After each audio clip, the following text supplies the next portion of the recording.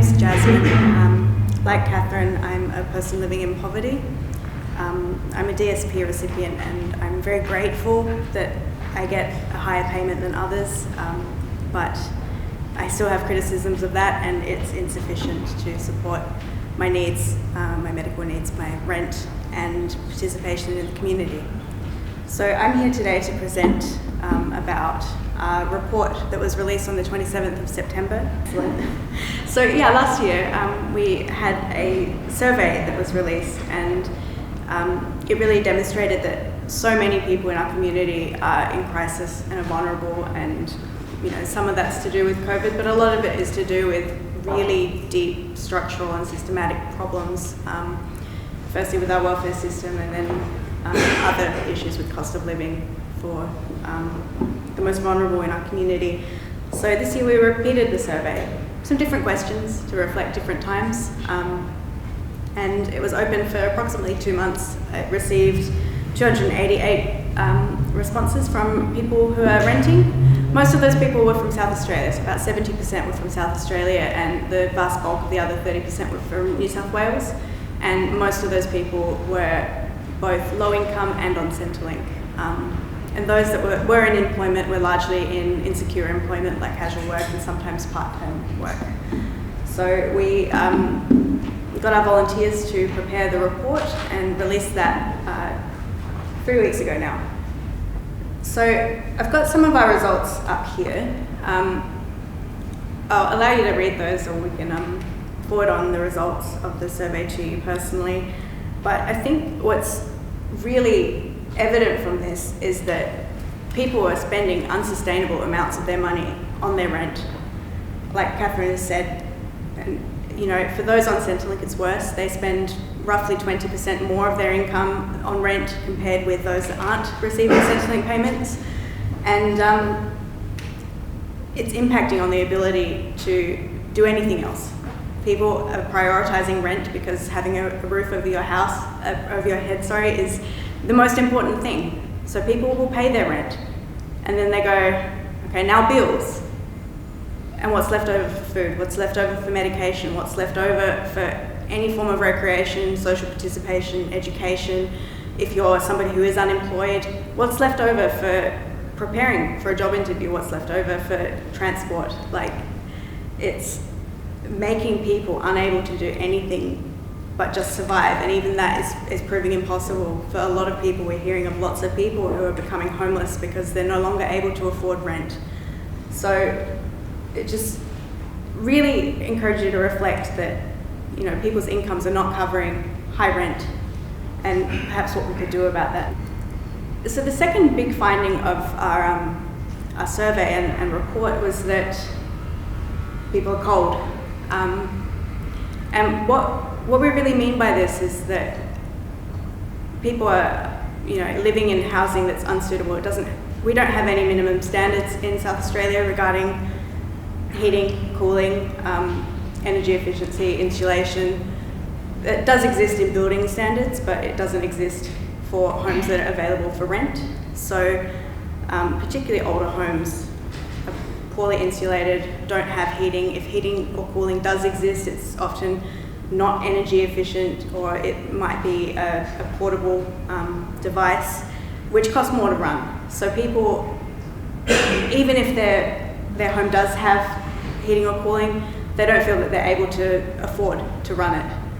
So we had a lot of people telling us stories about going to bed early because what's the point of being up in a cold house where you don't feel well because it's so cold? We have people talking about moving their beds into their living rooms because that's the only place where there's heating, or because their bedrooms have mold on the walls and they don't feel that that's safe for their respiratory health. And the things that we found, 68% of people saying that their health was affected by their inability to keep their home cool or hot enough for them in the extremes of weather. And it's not just people saying they think that, it's not just a perception, it's very much supported by the literature in this area that, a home that's not a comfortable temperature actually does affect health. It affects respiratory health, it affects cardiovascular health, it affects mental health. And it was a theme that kept coming up again and again in our survey and the results from that. So the third theme that came up time and time again in the responses from our survey were that people felt stressed. Not just from, am I going to be able to afford to rent a place, but also because they felt they were discriminated against. The two biggest perceived causes of discrimination were having pets and being on a Centrelink payment.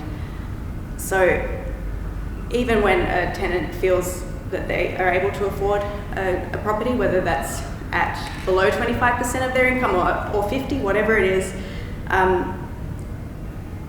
landlords and agencies will prioritise people in paid employment over those on Centrelink payments. And so this perceived discrimination for that is very much a reality. It's not just people thinking that might be the cause. They really are not picked because people see Centrelink as insecure, or they see it as a financial risk because, it's too much of your income to be spending, which is an issue, of course, but the bigger issue is that the property is expensive in the first place. Pets in rentals are another big issue, and other jurisdictions in Australia have made changes to allow pets in rentals unless there's a reason not to have an animal. An example being if it's an apartment building and somebody had a very large dog or other animal which would violate like strata agreements or just be otherwise unsuitable for the property. But otherwise, pets are not a reason for somebody to be discriminated against. And I think we're increasingly accepting that pets are part of people's families and that there are people who are choosing to be homeless rather than be separated from their animals. So it's something that there could be change for. And our final point here is about disability accessibility for housing. This is one of my little passions, so forgive me for this, but housing in Australia generally for people with disabilities, especially mobility disabilities, is incredibly hard. It's hard to find a property that's accessible, that you can afford.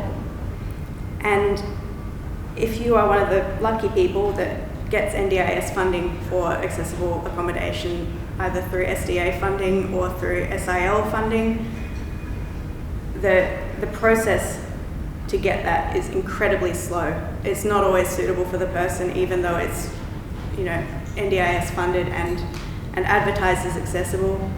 And often it's shared accommodation, which is not suitable for every NDIS participant. And then the private rental market is even worse because, again, there's no housing standards for accessibility.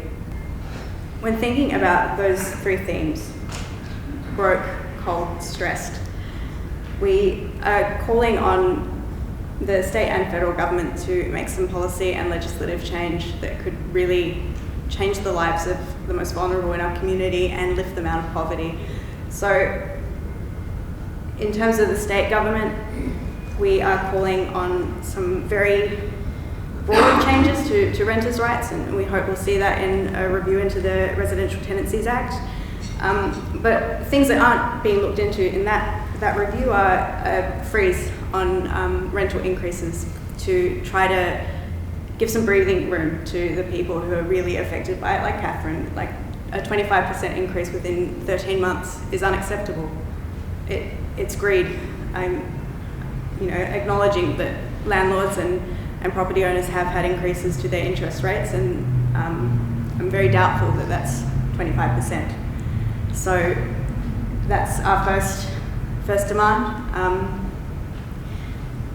During COVID, there was a temporary moratorium on rental evictions, and we'd like to see that extended as the housing crisis continues, and realistically COVID is not over. We also want to see more public housing because there are 17,000 people on the public housing waiting list, and according to the Hutt Street Centre, depending on the night, between 5,000 and 7,000 homeless and rough sleeping each night. So 475 houses, it's a drop in the water of the actual demand for public housing, and I think it's time that we see public housing as an asset to the state again. and really try to make things a bit more fair for those who need that kind of support. We also have a couple of other demands on implementing a vacancy tax. So in our most recent 2021 census, the most recent results, there were 86,000 empty homes. Admittedly, they're not all in metro areas where people are wanting to live, and some are vacation homes or other things like that. But I think the point is where a property could be used for housing for somebody else, leaving it empty, it's just like, okay, that's an investment for a property owner, but how is that going to benefit us as a community? And if we want to help people, we could increase the stock that's available and open up the market. There are also a host of renters' rights that we'd like to see, and they're listed up there. So we want to increase the minimum standards of rental homes. We want to end no-cause evictions and allow pets. That was it. I did have a little bit about federal demands, but won't go into that. Might come up in questions. Okay, in questions. But yes, we'd like to thank Irene Matikos, Catherine, everyone from the Anti-Poverty Network, and thank you very much for attending today.